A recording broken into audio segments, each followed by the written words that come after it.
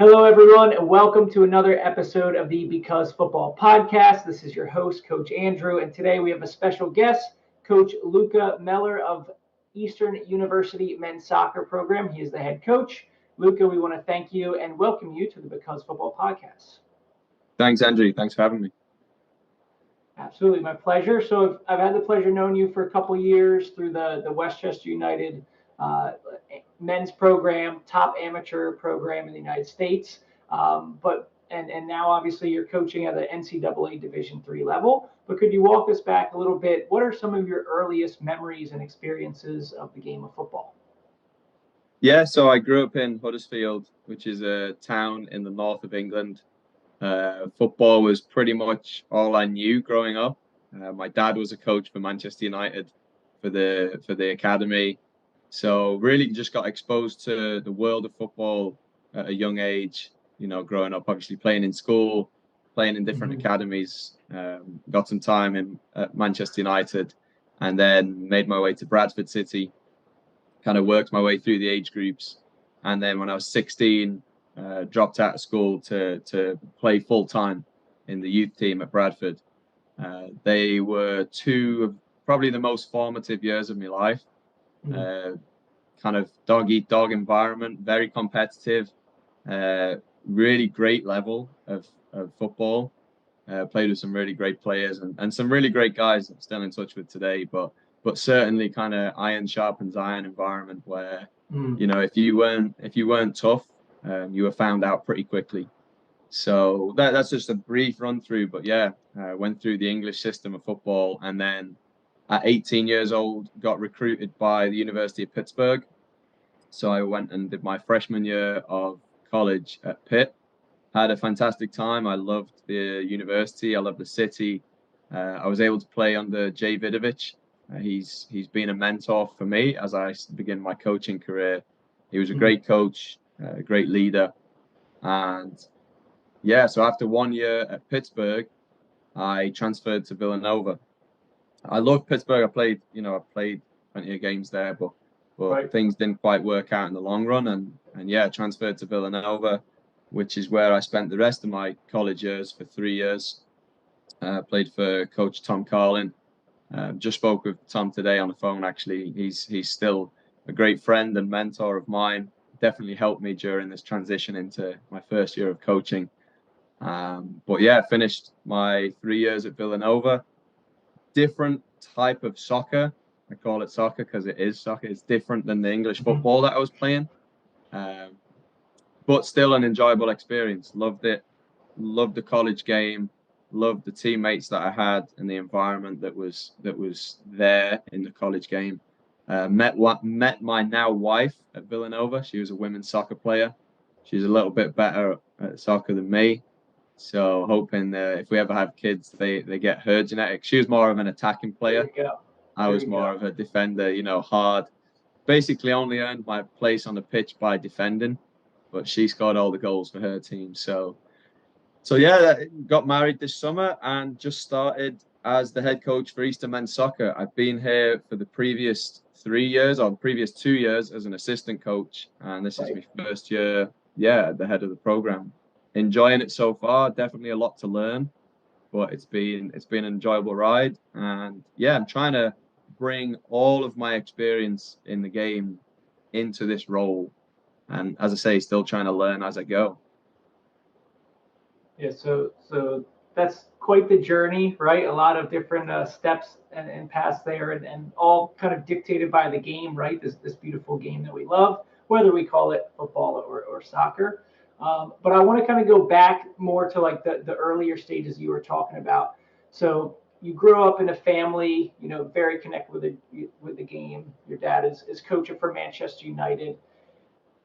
How do you think that kind of shaped your experience, right? We all think we know the game, and we've got a lot of, we're a lot of armchair center backs or center mids or strikers, right? Watching but being connected to like that level of football, like what do you think that did for your, whether it's your love of the game, your own development as a player, like, because it's certainly unique and not the average for most people who have been involved in the game. Well, I realized I was spoiled with the level of football that I was watching.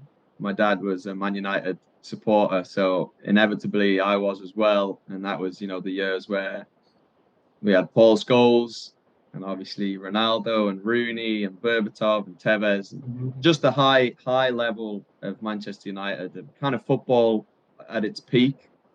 And that was just what I grew up watching as my team. And so, kind of expected that since then, and still a Manchester United fan to this day. So I've been a little disappointed with, recent years.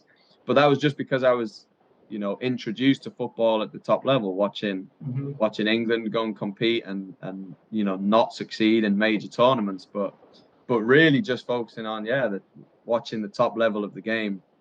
I wasn't introduced to lower league football until maybe 15, 16, when, I really started to push on in the academy. And, there was coaches telling me that I need to go and get first team experience in the men's game. And so, even just going to watch League Two games, the fourth division in England, the difference in level between, the fourth division and first division is massive. Obviously, athleticism plays a role, but just technical ability. There's no nice little passes. There's no, interconnecting play. It's just which team wants it more, which team has the desire to win more. And certainly because I was in Bradford City's academy, who were in, they bounce between the Championship, League One, League Two. So they're in the lower divisions of English football. The way we were taught to play was, hey, you best want to win it more than the other team. None of this fancy tiki-taka stuff, like get stuck in, put a tackle in, win your headers, and win a battle. And really, we were just taught that the game is a battle, and you have to earn the right to play. And you have to play with heart, and you have to play tough before you can even think about, doing a step over.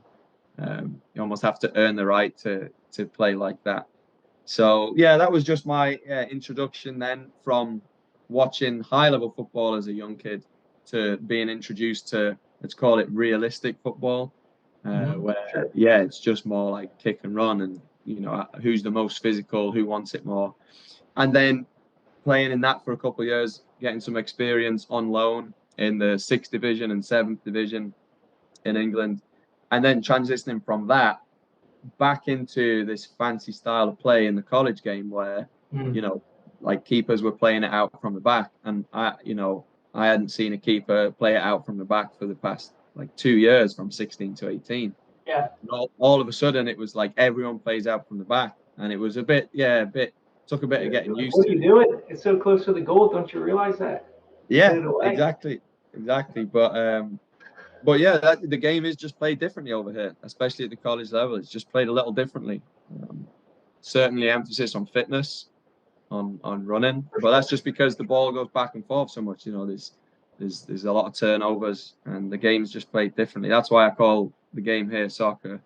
It's not quite the same as football back home. But yeah, so I'm a little bit I do want to go back to that in the style of play, maybe the differences between the levels, but one thing you said, your first answer really stuck out, is like at 16, you went into the youth team at Bradford City with the intention of like winning a pro contract, right? Like of becoming a professional.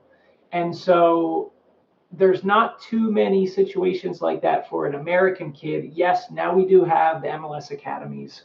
We have MLS Next Pro. There is a more clear pathway. So kids in those academies, are taking on that similar type of burden and pressure. But like, how did that switch up for you from being in the academy at United, obviously wanting to win, wanting to do well, having the dream of being a pro, to like, oh, now I've made a life change. Now I've actually signed the dotted line. And like, what does that do to your mentality and at such a young age, when most kids at 16, like they're getting their driver's license or getting their first job? I was delivering pizza, like people are flipping burgers or just serving drinks at Starbucks. It's totally different to kind of wanting to be a professional in the football world. Yeah, I mean, I'm lucky to have, my mum and dad that always encouraged me that there was much more than football. My mum and dad are both educators, as well as my dad being a coach. So very quickly was reminded to kind of stay humble and realize that I hadn't made it yet as a player. And I was also lucky that, I had them to point me in the direction of life after the game. and was reminded that the game's not going to last forever. Right. Whereas, some of my teammates at the time, despite being reminded of that, they were like, yeah, that's for the other, for the other lads. And I've thought about this a lot since I left Bradford. That environment where you have a bunch of lads between 16 and 18 that all they are doing is playing football every day, trying to outcompete each other, trying to win, as you say, a pro contract. Maybe out of the 18 players in the squad, maybe 2 or 3 get pro contracts. Yeah. And then the harsh statistic is, from those 2 or 3, maybe only 1 gets a renewed pro contract the following year, and the rest kind of drop out. Now I was lucky because I played in a really high level team. My age group actually had a bunch of lads that ended up signing pro contracts and kind of making a career in the game. But for the rest of them, and possibly me included, but for the rest of them, when that youth team contract finished, it was very difficult to think of what the next step might be, and this is no disrespect to the trades, but because we dropped out of school, there was no kind of further education for those lads. It was a matter of getting to coaching from the ground level, or go into some kind of trade, whether it's a plumber, an electrician, joiner, carpenter. So I have a lot of old teammates that work trade jobs now, and as I say, no disrespect to that, but there was almost no pathway back into education after that youth team spell, which is why I feel really fortunate that I was able to actually find my way back into education, go and pursue a undergraduate degree, and then onwards to a master's program. And really, I think I was only lucky about that because I knew that it existed. I think other lads who played with me just weren't aware of the opportunities that existed in America, to study and play at the same time. So, I'm definitely fortunate.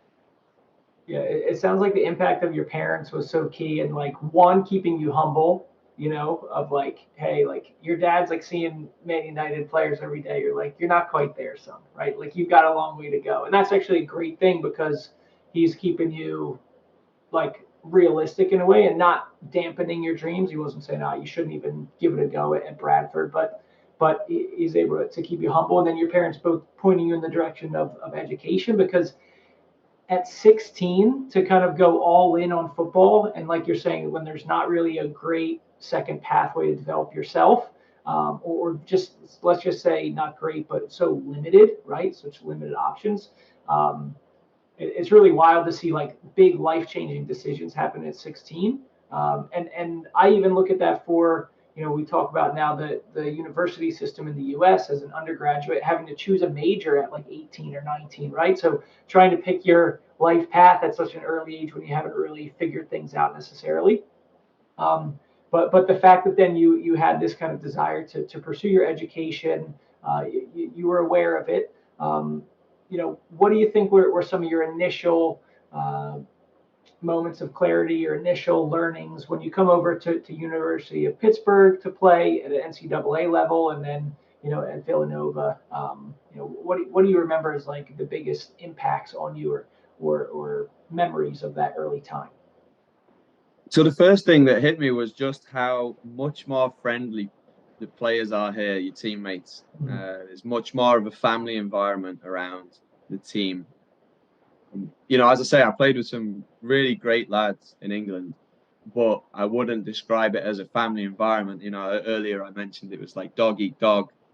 For example, when we went to train with the first team, if you left your boots out and you were late, or you were training in front of someone else, like someone might pee in your boots before your training session. And it's like, well, you've always got to watch your own back. It's a much more harsh, toughening environment, I'd say, compared to, when I got to Pittsburgh.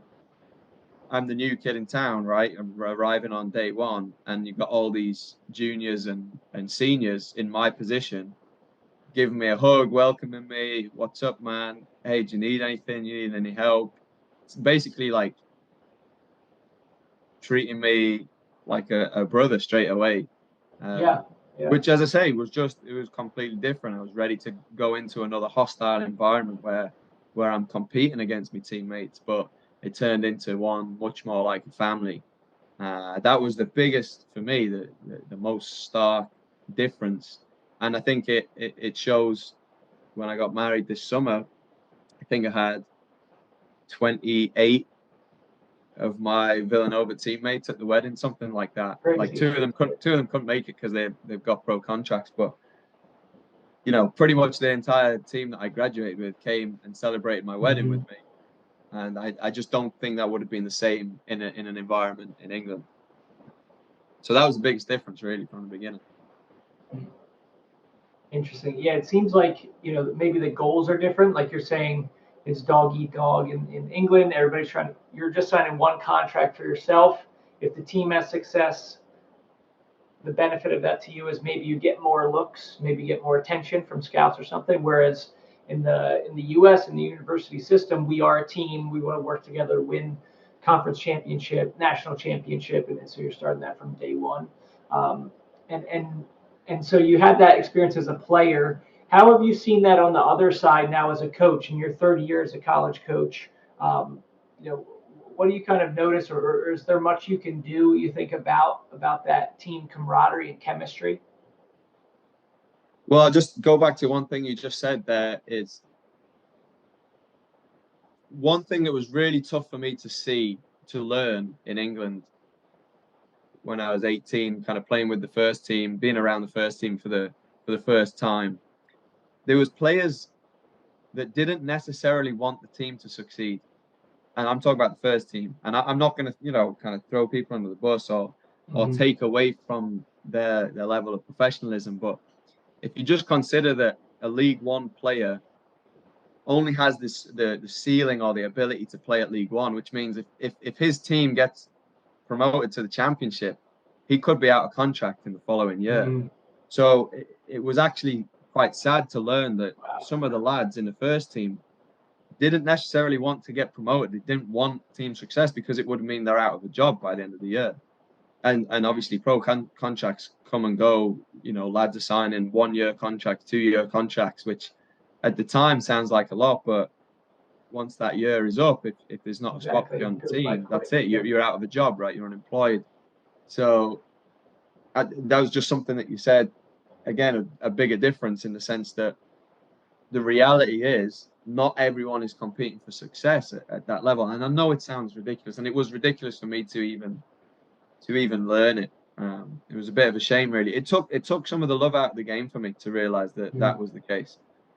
But anyway, your question was about how me as a coach, how I can potentially influence camaraderie and like a family environment. And certainly that's been my key focus as a coach this first year, is to keep the environment positive, keep the environment that people want to be around, and not just players, but coaches. I've been really lucky this year that so many different people have helped out in different ways. And I think that's just because they love the game and they love being a part of a positive environment around the game. And for me, if you're able to cultivate that kind of environment, the kind of people that you can recruit, whether it's the coaching staff or whether it's, players, are going to be higher and higher quality. And obviously just wanting to be around means that, willingness to put in the effort. And all of that comes from, the environment of a place that people want to be. And if that doesn't feel like a family environment, then I don't know how to encourage that, especially at the college level, especially at Division 3, where there's no scholarships based on athletic performance. And then there's obviously there's no money, there's no wages. So how do you encourage guys to come out and give everything and commit to a cause if it's not in an environment that's actually enjoyable to be around? So I think for me, environment is absolutely key. In those, when I look at my career at any age, any level, I remember some of the big wins and definitely some of the big losses, right? The heartbreaks, but a lot of it is like the most lasting and sustaining aspect of a lot of that has been like the friendships. To your point, having roughly 30 guys from your college team at your wedding, right? And like the connections and relationships you're going to have with them for years to come. so much of my core friend group is guys I've been playing with since I was 12 or 13 years old. And so, and even from my personal time at Eastern, I was there for 1 year. And the connections I built with those guys in one season, I stayed closer and more connected with than other places I spent more time. And so I think that in itself and that ability to rally behind a cause, of the team, is definitely one of the really amazing things about kind of the university system we have here in the U.S. Other than, of course, like academics, opportunity to kind of build a life and develop yourself outside of the field. But I'm curious because I know, obviously we've known each other a couple of years, and I know at different times, just like you said, you've had different feelings about your playing career at different stages. I know that has been the case with your coaching career too. So what kind of like came about that led to this head coaching role within Eastern, and that's like a big risk to take. It's a lot of pressure to feel. It's a lot to essentially feel responsible for the lives of 20, 30 young men and help to guide them. So what kind of led into your decision to kind of take that jump and take the head coach's role? Well, I'm going to be honest, it wasn't the easiest decision. My wife, Alison, in January of this year, she said, Luca, I'm pretty glad you stepped away from college coaching because I'm not sure I love the lifestyle. I'm not sure I want to be married to a college coach. Because in January of this year, I stepped away. And then in June of this year, I got the call from the athletic director asking if I'd like to, run for the role of head coach. And it was 2 days before the wedding that I got offered the role. And so I had to tell Alison right before the wedding, hey, that college coaching. What a gift you've given, man. Wow. I know. I said, that coaching that you said you didn't like, I think I'm going to go and do it again. But she's been tremendously supportive. She didn't run though. She didn't run. Yeah, well, she's a real one for that. Thank you, Alison. Yeah, perhaps. But cool. Yeah, just to start from the beginning of my time here at Eastern, after I graduated from Villanova, I spent a year working for one of my friends at Villanova, actually, who graduated with me, started his own company. And then, that was the year of COVID, so kind of bouncing around. And then after COVID, Mark Fetro, who's currently at Drexel, who's my assistant coach, my coach at Villanova when I was there, he just put me in touch with the head coach at Eastern about potentially doing a graduate assistantship, so where I could come and do my masters and kind of have my masters taken care of while I coached.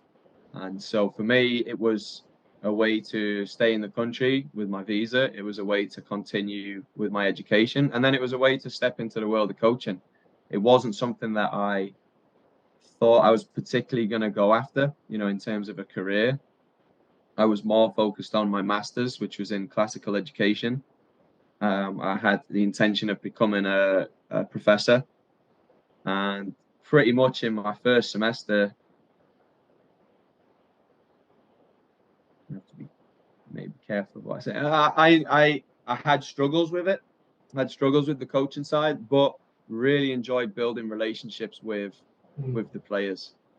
That was for me the best part about it, regardless of the wins and losses. Just actually building a relationship where I could maybe give back what some of my coaches had given to me, whether it was mentorship or advice or guidance, and that might have got me hooked a little bit in terms of developing relationships. So that was my first season.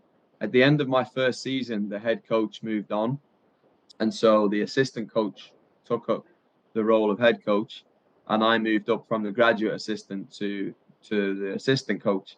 And so that was already kind of, fortunately for me, already a step up the coaching ladder.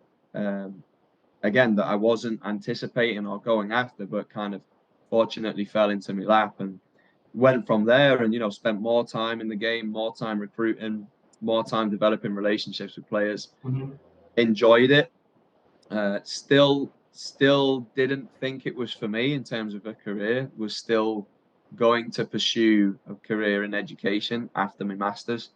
And then the head coach that took over, he also moved on. Yeah, this this May. And then I guess because I've been around the program for 2 years, as I say, fortunately, my name came up in terms of who would take over. And yeah, as you say, a little bit of pressure, but more so the opportunity to continue to develop and build relationships was what did it for me. I took the role, and I told Alison, my wife, before I took the role, that I was going to not be bothered by wins and losses.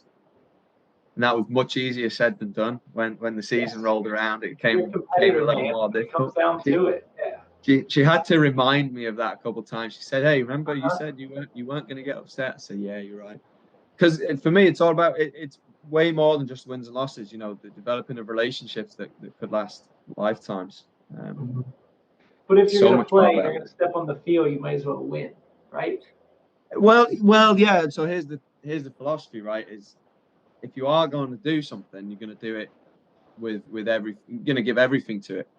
Otherwise, it's just not worth doing. And that means pushing ourselves to be the best that we can be.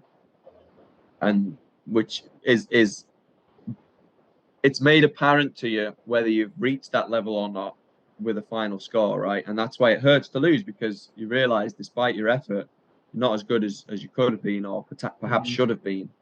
And that's why we love the game, because it is an instant judge or a critic in terms of how successful we've been in our endeavors. And it is difficult to lose, but hey, if there wasn't losses involved, no one would play the game. So I'm curious to what your experience was like. I know we've touched on it a little bit, but to learn more about your experience while you were at Eastern. You're going to flip it around here. Yeah, I think, it's been a couple of years now. It's like 12, 13 years or so. Yeah, so Eastern wasn't really on my radar at first. One of my old travel coaches was like, had been an assistant there. And his brother was a coach there. And so they kind of passed my name along. And then they came out to recruit me. So I met like the current coaching staff, and they made it pretty clear, the fun thing about being junior, senior in high school, and maybe you experience a little bit in the UK, but for kids in the States, like that period of being like courted, being recruited, yes, it's very stressful. There's a lot of uncertainty. You're wanting to perform at a high level, and you're making this decision of choosing a school to go to and how that lines up with like what you want to do for the rest of your life and your academics. And so for me, a big thing that really drew me in was just like the soccer program had always been strong.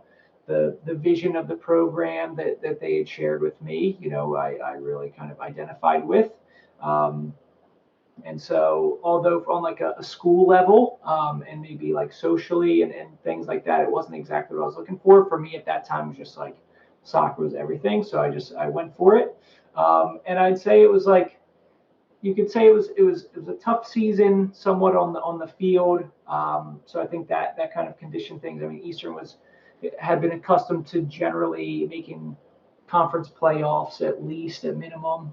Sometimes winning, like making the NCAA tournament every other year pretty much, and always being strong. Our year we were like around 500, and so it was a little bit tough on the field, and I found too, making that jump personally, there was just like a lot going on for me where some aspects of the program were fantastic, especially like the relationships I built. Like I'm still in touch with 5, 6 of those guys years later, and I knew them for like a year, right? And I clicked more with them than some of the other universities or other programs that I had been a part of just in that time. But then for me, just personally, I think that wasn't really what I had been going for in terms of a school overall. And I think that the soccer season not going to my expectations created this thought in my 18-year-old mind of like having to look elsewhere and going to somewhere I felt like it was a better fit. And I think also just at that stage in my life, I was like just going through like figuring things out. And for me at the time, the decision was like, all right, just step away, look elsewhere. So I think that, what I can say even to this day is just like the relationships that are built at Eastern. Like my sister went there, She met her husband there, which is a common story. For many people, it's such a special place and a unique place too, that really kind of creates those bonds that people hopefully we just had one of our assistant coaches get engaged to a girl that he met here on the field hockey team. There's a field hockey and men's soccer correlation. Yep, one of my best friends, same thing. Yep, soccer and field hockey. Something in the water for sure that's been going on. So I think it's a school that is definitely not for everyone. I think whether it comes to like the aspect of the faith-based aspect, which at the time for me was like a bit of a struggle. I think that it's smaller. You're kind of like in the suburbs. It's a beautiful campus. It's safe. It's gorgeous. Like this time of year with the fall, it's you get a really nice feeling with the trees. It's a quiet neighborhood. Really nice area. You're close to a lot of things if you do have a car and want to get around too. You're basically doing all my recruiting for me. Yeah, so there you go. So I think, and then they've got a top-notch coaching staff these days as well. So just carrying on that tradition too. But no, I think it's definitely like you feel like I never wanted to go to a bigger school of like huge, too big. Ironically, I did eventually. But at first I wasn't sure. And I think that a great thing about Eastern of having just roughly a few thousand people is like you build relationships with professors, right? You can build relationships with your classmates. You can like really be invested in as well, which I think in some other universities you can just kind of be a face or a number and you don't really get that care, which at that stage in your life, as I was, as many of your players probably are, you're figuring things out. So you do need some guidance and mentorship. So I think for that aspect, it can be really excellent too. So, so that was kind of my take. And obviously we're talking about over a decade. So certain things change, certain don't. So what do you feel is kind of like unique as a program? This is your third college program that you've been kind of intimately connected with too. And what do you feel is kind of like makes the program and the school in general a little bit different? Yeah, you touched on pretty much all the key points in terms of the size of the school, the community. You briefly touched on the faith component of the school. And, for us, that's something that we're trying to work through is how to integrate faith and soccer together as a program. I have a really great friend, mentor, advisor in the name of Matt Kane. He's our team chaplain. So he'll run Bible study sessions, small group sessions with the lads, regardless of their journey in their faith, whether they're spiritual, religious, basically just encouraging them to grow personally as young men. And that's all it's about for us is, can you leave this program, one, leaving the jersey in a better place than where you found it, leaving the program in a little bit better of a place, but can you also leave with, with some personal growth and development as a young man? Because, the young men in our program are going to go on to become professionals in their own fields. They're going to go on to become husbands and fathers and friends and colleagues. And we really just want to encourage them to be the best version of themselves. And that's going to look different. And it's going to take different amount of time for everyone in their current progress and their current journey. And certainly, you mentioned that the size of the school here means that we have more time to invest in individuals than perhaps a bigger school. And you can feel that from professors. You can feel it hopefully from the coaching staff. Sometimes maybe the lads want a bit more space and freedom to go and do their own thing, and we certainly give them that. But while they're with us, we're really trying to emphasize and encourage them to grow in their own areas and move, first of all, map out goals for themselves and a vision for their own life, and then encourage them to continue to work towards that. And half of the time during the first year, they'll realize, hang on a minute, the vision that I thought I wanted for my life isn't anything like what I want. And that's great. It's possibly the best thing they can learn while they're here, is at least they know they're not going to go in that direction anymore, and kind of reassess and adjust their course. And yeah, all of those factors is hopefully what sets us apart. Listen, there's some fantastic programs out there and other programs trying to do the same thing. For us, we're not going to prioritize winning and on the field success over all of those aforementioned things, personal growth, development, family, relationship, environment that we have, and then development and faith, whatever that looks like for each individual. So there's me elevator pitch for Eastern. Yeah, I think that generally that time frame of 18 to 22, 23 years old is a really transformative time where you're figuring a lot of things out. I know it definitely was for me, and it took me a lot of different turns to figure things out, and sometimes it was painful and difficult and challenging.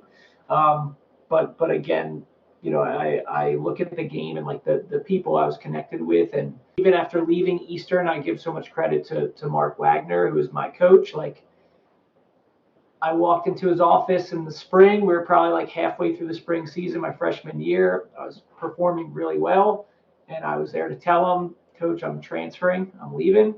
And he just took it in stride, didn't hold it as a grudge against me or anything. He's like, all right, we'll finish out the spring season with us. Like, so he allowed me to keep training with the team. Like, many coaches might just be like, all right, see ya. Drop your training kit off at the door. Good luck. But to his credit, he let me train. He's the person who gave me my first travel team to coach. When I kind of made the change from being a player to then coaching, he gave me my first opportunity coaching his son's team, and he's always just been always available whenever I had questions, ideas, different things to bug him about. And I think he just is a good example. And there's been a legacy of people in that role who just want to kind of support guys, whether it is beneficial to the program or not. And obviously, yes, you would think that from all the personal development, from the growth, that generally it will have a positive impact on the field, which is obviously a goal too. But just those long-term, those memories I have, everything it meant to me for what he did and what my teammates have done. Mark Wagner is someone who's been really helpful to me too. Maybe gone out of his way to help me more than he might needed to, and that just kind of shows the kind of people that are involved in this program. Even previous coaches, Jeremy Payne is another one who I think Jeremy's on this. Yeah, Jeremy's up there. Mark Wagner's on the posters over there from previous success, but not just success on the field. As I say, helping me, the new coaching staff, kind of get into the flow of coaching here. And as I say, just a testament to the kind of people that exist at Eastern. And to kind of go to the opposite a little bit, I want to make a mention. So for people who aren't familiar with the area, like the greater Philadelphia area, there's so many really solid Division III universities and soccer programs. And so Eastern has always had a very special complex relationship with Cabrini University, which is literally across the street. If you're you're off Eagle Road, you can literally take 4 steps from one campus to another. And so for decades, there's been such an intense rivalry. I know my year we lost at their place, which was a really bitter pill to swallow. And it's always a battle, and it's always an evenly contested match. But unfortunately, Cabrini is not going to be continuing operations for this year. Could you just talk a little bit about that relationship, that rivalry, and what it means, and kind of being a part of the final Eagle Road Classic? Yeah, we love sports rivalries, right? They draw us in to watch a game, especially against fierce competitors, and just the fact that we are so close, a stone's throw away. It's such a shame that we're losing them as a rival team, because for every year it's always been a special game. There's always a bit more of a buzz around it. It's the local derby, fans come out. It gets pretty rowdy in the fans. Security is needed. And this year, we played our final match at their place. We managed to go up 1-0 at half time, but then they pulled it back in the second half, and it finished in its first ever tie. I think it's something like 60 years of a rivalry, 50 or 60 years. Really? Yeah, and the first ever tie this year, because there's no overtime, right? This was the first time overtime. First ever tie in 50 years. So I'm not sure how to feel about it. It would have been nice to go out with a win, but the overall record, I think Eastern had one more win than Cabrini, so we protected our overall record. There you did. There you go. At least we didn't tie the overall record. So it's a shame that no longer going to be competing. But it's nice to know that the overall score was Easton was just had the winning record. So at least we protected that. Yeah, and that's a win and a loss that that is very important. It ranks up there, but in all seriousness, yeah, it's sad to see that kind of come to an end after such a unique connection. So I guess there's new history to be made and written, and you're kind of at the helm of that for the program. So I know year one was you're kind of getting in the swing of things and on the field, maybe some more disappointments than successes, but what do you kind of look forward to for the future of the program as we go forward, and you kind of establish yourself a little bit more? Like what are some characteristics? What are some values of your program as you see it going forward in the future? Yeah, so before we even consider success on the field, as I say, we want to encourage the lads in our program to develop a foundation for themselves from which they can build on for the rest of their life. Whether that's a religious or spiritual foundation is not so important to me. It's more important that they at least have some direction for their life. And before that can happen, I think there needs to be values of discipline, of work ethic, of integrity. Those are values that we've mentioned and talked about quite a lot in just this first few months here. And for me, I don't believe we can experience success on the field without those things. So, for example, this spring, we are going to be encouraging more discipline, whether it's academic performance, whether it's relationships, building them, keeping to promises that you've made, and then obviously work ethic in terms of a lot of fitness, a lot of building on our athletic performances. But outside of that, when we get into the game, we want to play exciting football. We want to play attacking football now. We want to win games before we want to focus on what kind of football we want to play. But as I said about the environment, I want to create an environment where people want to be around. And if you play boring, terrible football, it's not going to create an environment that people want to be around. If you go into every game, parking the bus, just going to try and get a result and scrape by, I don't think that's how the game should be played. That's not how I watched the game growing up. Watching Man United play 4-4-2, they might give up a goal on the counter because they send so many numbers forward, but Man United were always going to go and score 2 or 3 goals in a game. They weren't just going to be happy with 1-0 wins. And first it'd be nice to set the tone with 1-0 wins, but the goal is to go and compete in every game and throw everything going forward and attack that. Even if we lose, we can walk off the field knowing that we're giving everything for a win, and at least knowing that we've prepared leading up to the game to the best of our ability. I think that's what allows you to be satisfied with your performance. It's one of the few controllables, right? We talk about as coaches, what can we control and not, right? It's that discipline, integrity that you're living with, and then onto the field that when you're saying that attacking football, I'm thinking of bravery, of taking risks, right? Of leaning into that. And it's a way to play on the field, but also to live in general.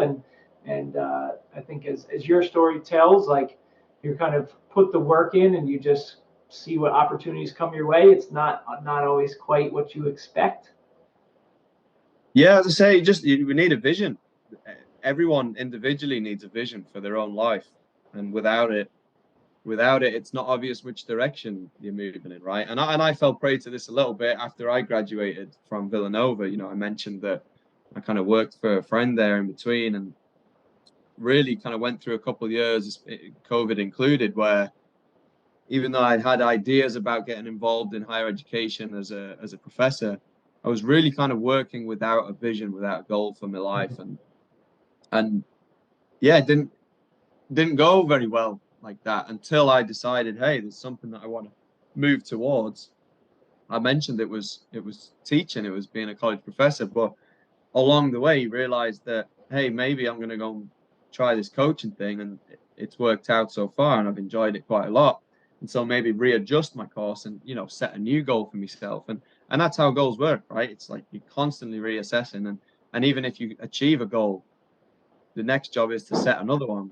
right? And that's what we're trying to encourage from the lads, and it's what we're trying to do as a program. And yeah, I think there's so many lessons that can be transferred from playing the game of soccer into real life, and it's what we're going to try and do as a coaching staff and as a program. I think on that note, let's look at how we wrap up each of our episodes here. Following on with the title of the podcast, you could please complete the sentence for me. Because football, ... Because football, I got married. I have friends. I have a family. I have ambition. I have drive. I have the opportunities to continue to grow in my own life. That'll do. Beautiful. That'll do. Very good. Comprehensive answer. Agreed. I can echo a lot of that, and very thankful for kind of the, I see the game often as just kind of like this vehicle. Like, I don't know what I would do without it. Fortunately, it's here. It's kind of everything else is going on around that, but it kind of drives it. And yeah, it's given both of us a lot, which we're very thankful for. Luca, thank you so much for your time, for sharing, for sharing about your background, for your vulnerability around the program. And we wish you and the Eastern University men's soccer program great success off the pitch, developing great people, and then on the pitch as well, playing brave, attacking football going forward. So thanks so much, and good luck in season 2. Thanks, Andrew. Great to speak to you. Let's stay in touch. Likewise. All right. Thank you all for watching so much, and we'll see you on the next episode.